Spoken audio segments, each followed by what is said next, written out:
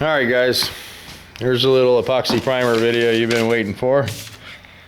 Went down and grabbed me this little sheet the other day from the PPG store. And I know a lot of you guys like to use this epoxy primer.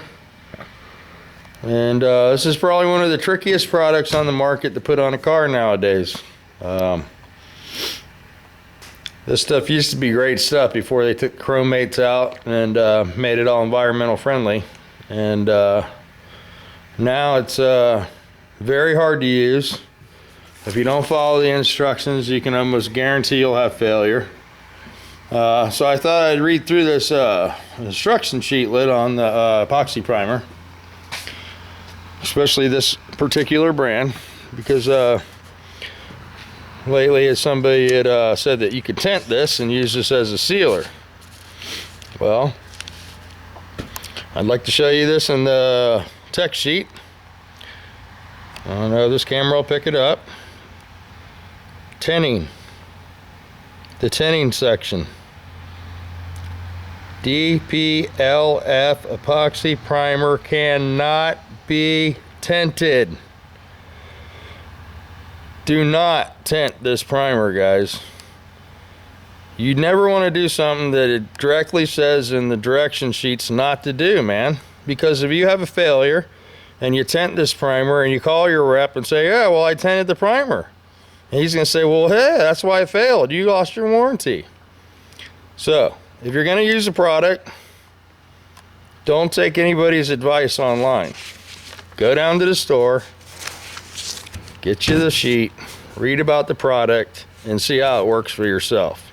Just because there's somebody out there hacking it on doesn't mean that it's going to work for you. So it also says on this primer, this is another thing, the maximum millage for this stuff, film build, is 0.5 to 0.75 mils, not even 1 mil thick, guys. This stuff is designed now to be pissed on. One light coat. One coat only is what it says right here. One coat. Hang on.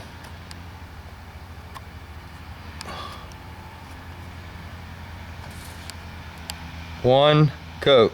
One wet coat. You can top coat it after 30 minutes, and you wait after 30 minutes and the window closes, your paint's going to peel off. If you use this on plastic, you have to use the slow hardener. You can't use the fast hardener. It'll peel. They say in the beginning of the manual that they want an 80 grit scratch.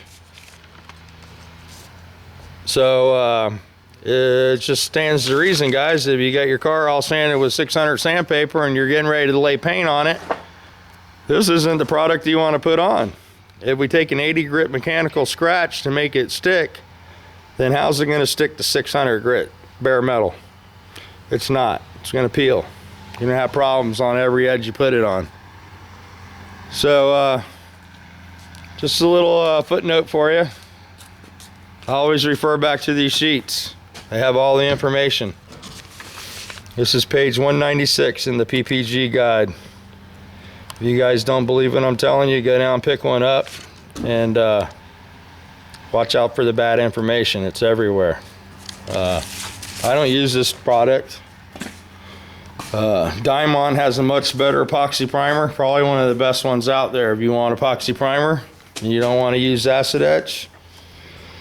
I'd recommend Diamond. Matrix is copied after PPG's, so it has some of the inherent problems that PPG's has. I do use it occasionally, but I'll never go right into it, man. I'll let it sit, because that stuff will come up, let go, and it is just no good, dude. No good. It's one of the worst products on the market now.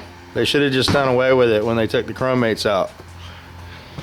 So I know there's other guys that have had issues with it, and I just thought I'd put that out there. Before you use the product, really go get a technical sheet and read about the product.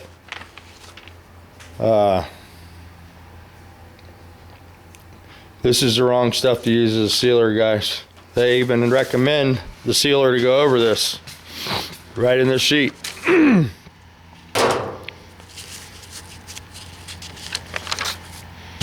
Compatible top coats.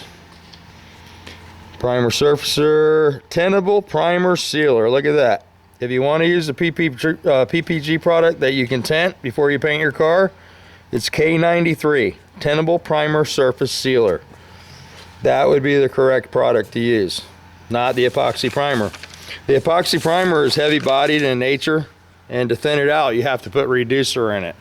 So what happens is you end up putting the reducer in this product, you spray it down, and if it's not thoroughly through dried, it releases the solvents under your base coat and it can cause lifting issues. The sealers are generally 2-to-1, 4-to-1 products with no reducer, just for that reason. So get the sheet, do the homework. Always read the sheet, guys. If you buy a product, read the sheet before you open the can and start doing something that you saw online. I just saw that and I thought I had to make this video. Epoxy primer is the last thing on the face of the earth that you want to put a urethane toner in. It's just ridiculous. You don't do it.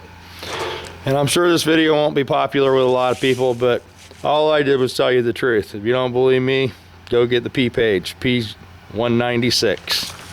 All right, guys.